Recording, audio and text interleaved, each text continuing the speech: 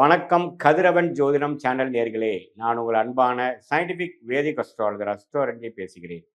நல்லது நினைப்போம், நல்லதே நடக்கும். இந்த வீடியோவில் நம்ம என்ன பார்க்க போறோம்னா, சிம்ம ராசி சிம்ம லக்னத்துல பிறந்த நீங்க எதுமாற கர்ம பலன் இருக்கு, அதுக்கு கிரக சேர்க்கை உங்க ஜாதகத்துல எப்படி இருக்குதுங்க, எப்படி தெரிஞ்சுக்கலாம், உங்க கர்ம பலன் என்ன, எந்த கர்மால பிறந்திருக்கீங்கிறதுக்கு கிரக அமைப்பு, சாதகமான கிரக அமைப்புகள் என்ன, சாதகமற்ற கிரக அமைப்புகள் என்ன, சிம்ம லக்ன சிம்ம ராசியில பிறந்த நீங்க பூர நட்சத்திரமா இருந்தாலும் சரி, அஸ்வினி மக நட்சத்திரமா இருந்தாலும் சரி, உத்திர நட்சத்திரம் முதல் பாதத்தில் இருந்தாலும் சரி, இந்த சிம்ம லக்னம் சிம்ம ராசியில பிறந்தவங்களுக்கு யோகமான கிரகம் என்னன்னு கேட்டீங்கன்னா, 5ஆம் வீட்டு அதிபதியாகிய குரு, அடுத்தபடியாக செவ்வாய். இந்த செவ்வாயும் குருவும் சிம்ம லக்னத்துக்கு யோகமான ஒரு கிரகங்களாக வருகிறது, தசைகளாக வருகிறது. அந்த ரெண்டுமே ஒண்ணுக்கு ஒண்ணு சேரும் பொழுது அருமையான ராஜயோகம் உருவாகிறது. ஸோ அப்படி இல்லாமல் குரு வந்து சனியோட சேரும் பொழுது கொஞ்சம் வலிமை குறைகிறார், அதோட ஷைன் குறையுது. அதே மாதிரி செவ்வாயோட சனி சேரும் பொழுது செவ்வாய் கொடுக்க வேண்டிய பலன்கள்லாம் குறையுது. அதே மாதிரி சனியோட சம்மந்தப்படாமல் குரு சந்திர யோகம் சந்திரனோட சம்மந்தப்பட்டு, செவ்வாய் சந்திரனோட சம்மந்தப்பட்டு குருச்சந்திர யோகம் சந்திரமங்கல் யோகம்னு ஆகும் பொழுது அருமையான பலன்கள், வாழ்க்கையில மேலும் மேலும் ஜெயிக்கக்கூடிய அற்புதமான கர்ம பலன்களை கொடுக்கக்கூடிய அமைப்பு சிம்ம லக்னம் சிம்ம ராசிக்காரர்களுக்கு வந்துடும். அதே மாதிரி குருவும் செவ்வாயும் சனியோட சேர்ந்து பாதிக்கப்படாமல், சந்திரனோட சேர்ந்து அதிக நன்மையை பெறாமல், சுக்கிரனோட சேரும் பொழுது நம்ம ட்ரிக்கான விஷயம், குரு சுக்கிரனோட சேருவது தவறு. எது மாதிரி தவறு? குழந்தைகள் விஷயம், பூர்வீக அந்த தாம்பத்திய விஷயத்துல, அது மாதிரி விஷயத்துல எல்லாம் கொஞ்சம் அவ்வளோ நல்லா இருக்காது. கொஞ்சம் பலன்கள்லாம் கொஞ்சம் சுமாரான அமைப்புகள் இருக்கும். வாழ்க்கையில ஜெயிக்கக்கூடிய அமைப்புகள்ல சில உத்வேக குறைவுகள்லாம் கொஞ்சம் வரும். ஆனா அந்த செவ்வாய் சுக்கிரனோட சேரும் பொழுது மிருமங்கள் யோகம் என்று சொல்லப்படுகிற யோகம் உண்டாகி செவ்வாய் திசை அருமையாக இருக்கும். கட்டிடம், விளையாட்டு, நெருப்பு, மெடிக்கல் ரிலேட்டட் மருத்துவம், அது மாதிரி துறையில நல்லா வரக்கூடிய அமைப்புகள்லாம் கொடுக்கும். அதே மாதிரி புதனோட செவ்வாய் சேருவது மிகவும் தவறான ஒரு காம்பினேஷன். புதனும் கெடுவார், செவ்வாயும் கெடுவார். அதே மாதிரி புதனும் செவ்வாயும் சனியும் சேருவதும் மிகவும் தவறான காம்பினேஷன்ஸ். ஸோ இதில் வந்து தவிர்க்க வேண்டிய விஷயம், ராகு எந்த கிரகத்தோடையும் சேரக்கூடாது. சனி எந்த கிரகத்தோடு சேர்ந்தாலும் அது கொஞ்சம் பிரச்சனைக்குரிய அமைப்பாக இருக்கும்.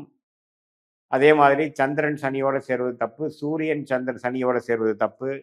இதெல்லாம் வந்து புத்திர விஷயத்திலையும் அப்பா விஷயத்திலும் நமக்கு ஒரு நல்ல அமைப்புகள் கொடுக்காம போறதுக்கு வாய்ப்பு இருக்கு. இதையே ஒரு குரு பௌர்ணமி சந்திரன் ஒளி பொருந்திய ஒரு அமைப்பில் இருக்கும் பொழுது, சுக்கிரனின் தாக்கத்தில் இருக்கும் பொழுது, புதனின் தாக்கத்தில் இருக்கும் பொழுது நல்ல பலன்கள் கிடைக்கும். ஸோ உங்க ஜாதகத்துல எது மாதிரி காம்பினேஷன்ஸ் இருக்குன்னு பாருங்க. அதுல வந்து சிம்ம லக்னத்துக்கு வரவேண்டிய தசைகளாகிய செவ்வாய் திசை, குரு திசையில வந்து அருமையா இருக்கும். வரக்கூடாத திசைன்னு எடுத்துட்டீங்கன்னா கண்டிப்பா சனி திசை தான். ஸோ சனிக்கும் சூரியனுக்கும் ஆகாது. அதனால சூரியன் தான் வந்து சிம்மராசியோட அதிபதி, சிம்ம லக்னத்தோட அதிபதி. ரெண்டும் சேருவது தவறு. ஜாதகர் பாதிக்கப்படுவார். ஸோ எது மாதிரி காம்பினேஷன்ஸ் உங்களுக்கு இருக்குது, அதே அவயோக கிரகமாகிய சனி கொஞ்சம் நல்லபடியாக இருக்கும் பொழுது, குரு சுக்கிரன் தாக்கத்தில் இருக்கும் பொழுது கொஞ்சம் நல்ல பலன்கள் கொடுப்பார், பாதிப்பு குறையும். ஸோ இது மாதிரி அமைப்புகள்லாம் உங்கள் ஜாதகத்தில் எப்படி இருக்குது, எது மாதிரி தசா புக்திகள் போய்கொண்டு இருக்கிறது, எதை நாம் எதிர்பார்க்கலாம், எதை நாம் வந்து எதிர்பார்க்க வேண்டாம், ஒரு டிகிரத்துக்குள்ள டிகிரி அடிப்படை எவ்வளோ, 15 டிகிரிக்குள்ள இருந்துன்னா செயற்கை, 18 20 டிகிரிக்கு மேலே போச்சுன்னா செயற்கையே இல்லை.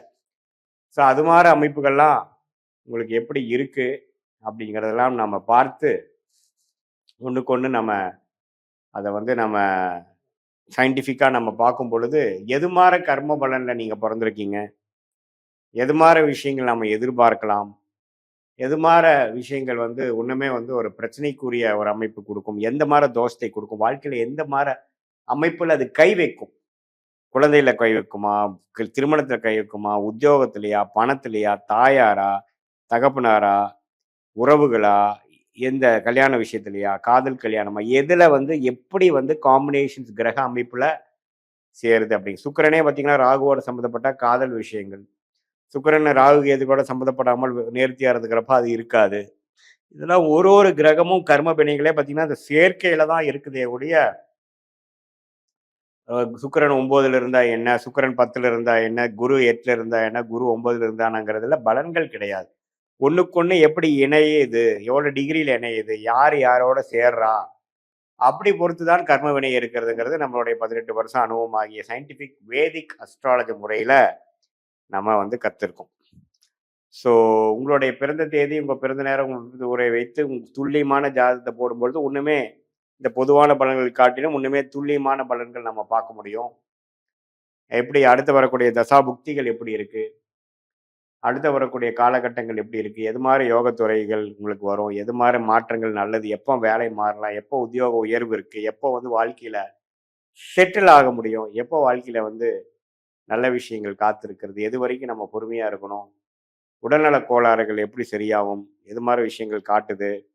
லக்னம் எப்படி இருக்குது? ராசி எப்படி இருக்குது? ஒரு ஒரு கிரகமும் சேர்க்கை எப்படி இருக்குது? எந்த சாரத்துல இருக்கிறார்? ஸ்தான பலம், திக்பலம், திக்பலம் எப்படி இருக்குதுங்கிறதெல்லாம் ஒருங்கிணைத்து நம்ம பார்க்கும் பொழுது, இன்னுமே வந்து ஒரு துல்லியமான பலன்கள் வந்து நம்ம வந்து எதிர்காலத்தை திட்டமிடுவதற்காகவும், நம்ம வாழ்க்கையை செம்மையாக வாழ்வதற்காகவும், இன்னுமே நம்மளுடைய லைஃப் பொட்டென்ஷியலை ரீச் பண்ணக்கூடிய அமைப்பாகவும் நம்மளால பண்ண முடியுங்கிறத நான் சொல்ல விரும்புறேன். இது பொதுவான பலன்களை தவிர, உங்களுடைய ஜென்ம ஜாதகத்தை வச்சு பார்க்கும்பொழுது ஒண்ணுமே நல்லா சொல்ல முடியும். இதனால தேவையற்ற சமய விரயங்கள், தேவையற்ற பொருள் விரயங்கள் எல்லாத்தையுமே நாம தவிர்த்து, உங்கள் கர்மாவின் பிரகாரம் உங்களுடைய வாழ்க்கையை நீங்களே திட்டமிட்டு, உங்களுடைய ஜாதகத்துல எப்படி இருக்கு? எந்த கிரகம் யோகமான கிரகம்? அந்த கிரகத்தின் தொழில் என்ன? அதோட அமைப்பு என்னங்கிறதெல்லாம் பார்த்து, அதுக்கு தகுந்த மாரி வாழ்க்கையை திட்டமிட்டு, அந்த துறையை நம்ம தேர்ந்தெடுத்து வாழ்க்கையில் போராடும் பொழுது, எளிதில் வாழ்க்கையில் வெற்றி பெற முடியும் என்று சொல்ல விரும்புகிறேன்.